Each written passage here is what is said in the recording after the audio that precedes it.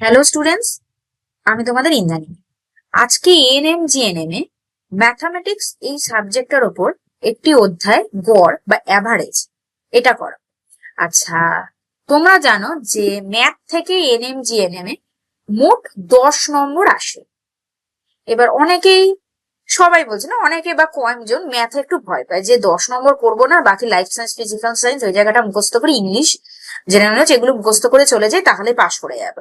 GNM এএনএমটা পাশ করার জায়গাটা না, এটা হচ্ছে র্যাঙ্কের উপর নির্ভর করে এবং অঙ্ক ভীষণই সোজা দেয়, ভীষণই সোজা। 10টা অঙ্ক যদি করে ফেলতে পারো, র্যাঙ্ক কিন্তু অনেকটা। লাইফ সায়েন্স ফিজিক্যাল সায়েন্স তোমরা পারবে, লাইফ সায়েন্স ফিজিক্যাল সায়েন্স তোমরা জানোই, একটু মুখস্থ করলে বা ওই কোয়েশ্চেন গুলোই বারবার রিপিট হয়, তোমরা প্র্যাকটিস করলে পেরে যাবে। কিন্তু অঙ্ক তো মুখস্থ নয়, অঙ্ক যদি বুঝে যাও বা সূত্রগুলো যদি মনে রাখতে পারো, তোমরা 10-এ 10 নম্বরই তুলতে পারবে। ঠিক আছে, তা চলো আজকে প্রথম অধ্যায় একটা করা যাক, সেটা হচ্ছে গড় বা অ্যাভারেজ।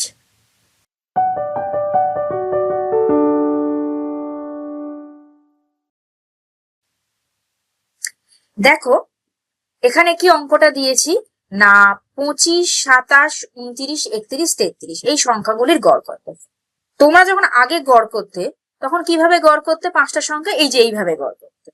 লিখি একবার,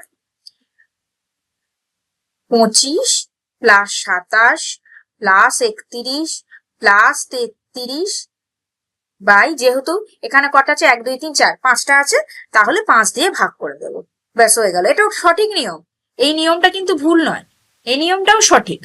কিন্তু এই রকম 5টার জায়গায় যদি এরকম 100টা নাম্বার ধরো দিয়ে দিল, গিয়ে করতে বললো ঘর, এবার এই 100টা তো আগে যোগ করতে হবে, তারপর তো 100 দিয়ে ভাগ, এটা তো অনেক বেশি সময় সাপেক্ষ, অত তো সময় পাবে না।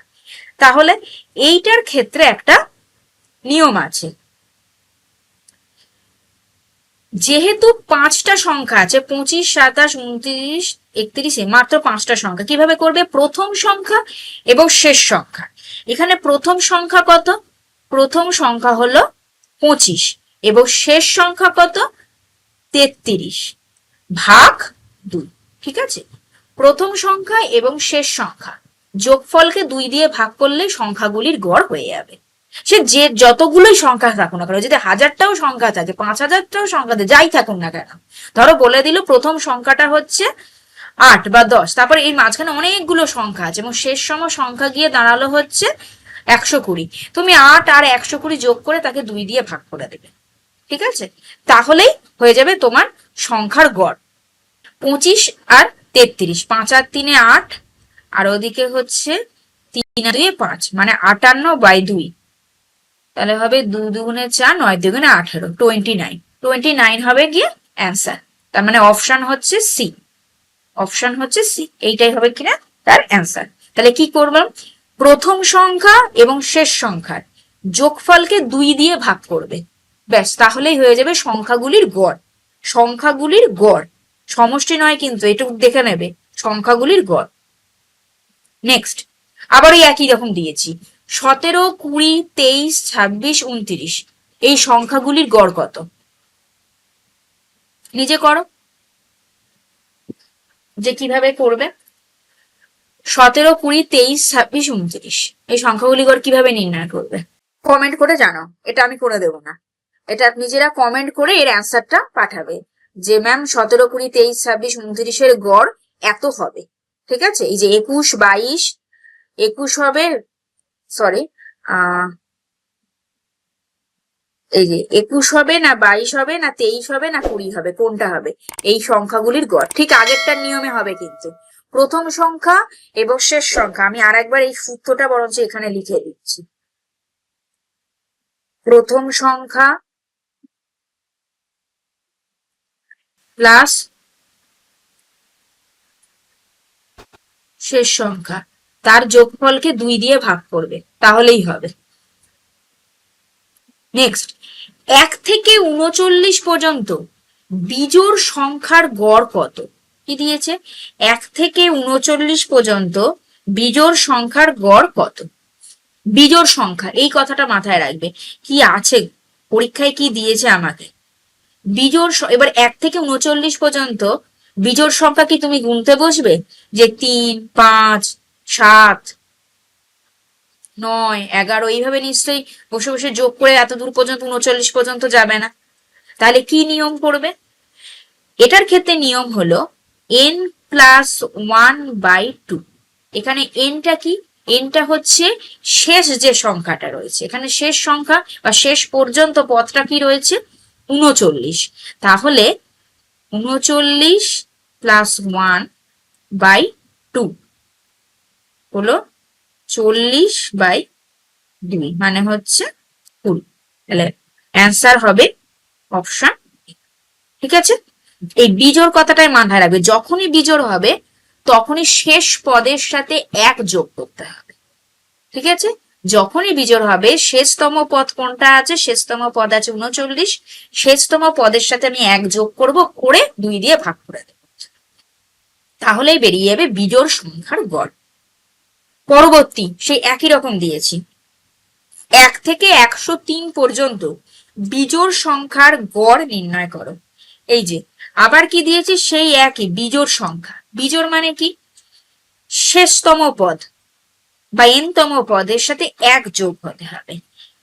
n-তম পদের সাথে 1 যোগ করে তাকে 2 দিয়ে ভাগ। শেষ পদটা কত? শেষ পদ হচ্ছে 103। 103-এর সাথে 1 যোগ করব, তাকে 2 দিয়ে ভাগ করব, মানে 104/2। 5 দুগুণে 10, 2 দুগুণে 4, 52। অ্যান্সার হবে 52। বোঝা যাচ্ছে? আচ্ছা, চলো নেক্সট। এইবার চলে এসো, এইবারে কিন্তু আর বিজোড় নয়, এইবারে এসে গেছে জোড় সংখ্যা। বিজোড়ে ছিল 1 যোগ করতে হচ্ছে, আর জোড় সংখ্যার ক্ষেত্রে 2 যোগ করবে। ঠিক আছে, জোড় সংখ্যার ক্ষেত্রে n-তম পদের সাথে আমরা 2 যোগ করে তাকে 2 দিয়ে ভাগ করে দেব। তা আমার শেষতম পদ কি? 30, তার সাথে 2 যোগ করি, দিয়ে ভাগ 2, 32/2। 16 দুগুণে 32, তার মানে অ্যান্সার হবে 16।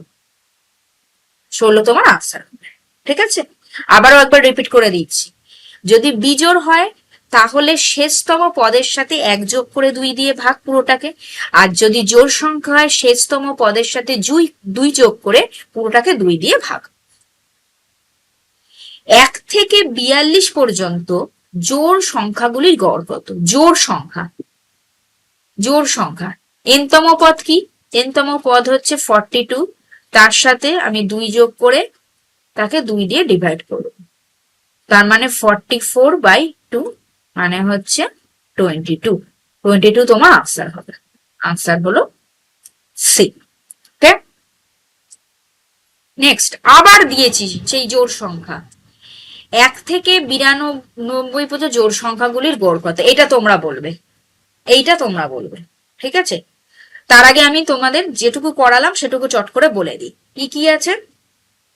একটা বলেছিলাম হচ্ছে অনেকগুলো সংখ্যা দিয়ে দিয়েছিলাম, এই সংখ্যাগুলির গড় কত বার করতে বলেছিলাম। তা কি সেটার নিয়ম কি ছিল? সেটার নিয়ম ছিল প্রথম সংখ্যা প্লাস শেষ সংখ্যা, বা প্রথম পদ বা শেষতম পদ, ভাগ হচ্ছে 2 করলে তোমার ওই অতগুলো সমষ্টির গড় বেরোবে। আচ্ছা, যদি বিজোড়ের ক্ষেত্রে হয়, বিজোড়ের ক্ষেত্রে কি? n-তম পদের সাথে 1 যোগ করে 2, n-তম পদ মানে যে শেষ পদটা থাকছে সেটা n-তম। ঠিক আছে, আর জোড় সংখ্যার ক্ষেত্রে নিয়মটা কি? n-তম পদের সাথে 2 যোগ করে তাকে 2 দিয়ে ভাগ। এই তো নিয়ম গড়ের। গড়ের আরো কয়েকটা নিয়ম আছে, আমি পরবর্তী ভিডিওতে তোমাদের দেখিয়ে দেবো যে আর কি কি নিয়মে গড় পারবে। তাহলে দেখেছো তো কত, মানে 1 মিনিটও লাগলো না একটা অঙ্ক করতে, সেখানে তুমি 1 নম্বর পেয়ে যাবে। ঠিক আছে, তাহলে আজকের ভিডিওটা এই পর্যন্তই রইলো। ঠিক আছে, আমরা পরবর্তী ভিডিওে আবার আসবো। যদি ভালো লাগে তাহলে চ্যানেলটা লাইক করে সাবস্ক্রাইব করো, এবং যে দুটো অঙ্ক দিয়েছি তাহলে সেই দুটো কমেন্টে আনসার করো।